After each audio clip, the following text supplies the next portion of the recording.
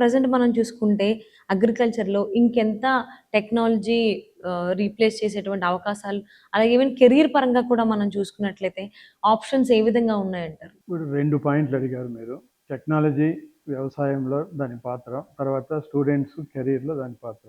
First పాయింట్‌కి పోతే, ఈ టెక్నాలజీ వ్యవసాయంలోకి ఎంటర్ కావడము దాదాపు 50, 60 సంవత్సరాల ముందు నుంచే చూస్తున్నాను నేను. ఎందుకంటే అప్పట్లో ఈ ఊర్లలో ఎద్దులతోటే వ్యవసాయం జరిపేటోళ్ళు, ఎద్దుల బండ్లు వాడే ట్రాన్స్‌పోర్టేషన్ చేసుకునేటోళ్ళు. అయి పశువులతోటే బావుల్లోంచి నీళ్లు తోడి పంటలకు నీటి సౌకర్యం కలిగించేవాళ్ళు.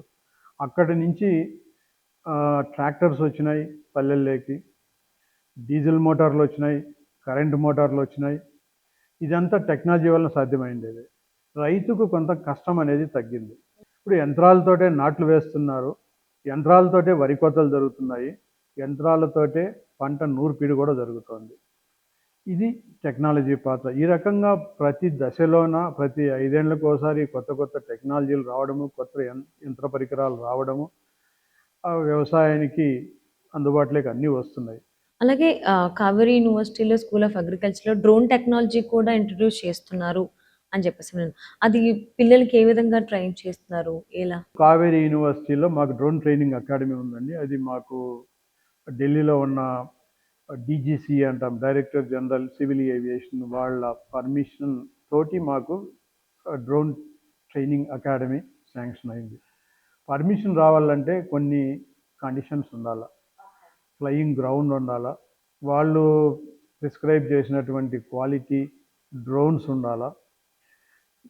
ఇవన్నీ కండిషన్స్ అన్నీ ఫుల్ఫిల్ చేస్తే వాళ్ళు ఇన్స్పెక్షన్కి వచ్చినప్పుడు సంతృప్తికరంగా ఉంటే అన్ని రకాలుగా మీరు ట్రైనింగ్ అకాడమీ నడుపుకోవచ్చు అని మనకు పర్మిషన్ ఇస్తారు. దాని ద్వారా మనము ఈ 5 రోజులకు ఒక కోర్స్ కంప్లీట్ అవుతుంది. ఆల్రెడీ 2-3 బ్యాచ్లకు ట్రైనింగ్ ఇచ్చేసినాం మేము.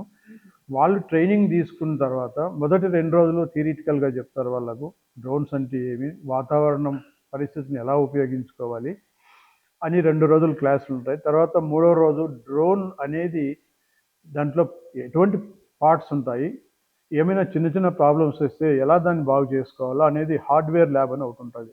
అందులో ఒక రోజు ఉంటుంది. తర్వాత సాఫ్ట్వేర్ ల్యాబ్లోకి పోతారండి. సాఫ్ట్వేర్ ల్యాబ్లో ఫ్లయింగ్ నేర్చుకుంటారు వాళ్ళు. మన పిల్లలు వీడియో గేమ్స్ ఎట్లా ఆడతారో అట్లా వాళ్ళు కూడా సిమ్యులేటెడ్ ఫ్లయింగ్ చేసుకుంటారు అనమాట. మామూలుగా ఈ సివిల్ ఏవియేషన్లో ఎయిర్ప్లేన్ పైలట్లు కానీ ఎవరైనా కానీ ఫస్ట్ నేర్చుకునేది అట్లనే ఉంటుంది.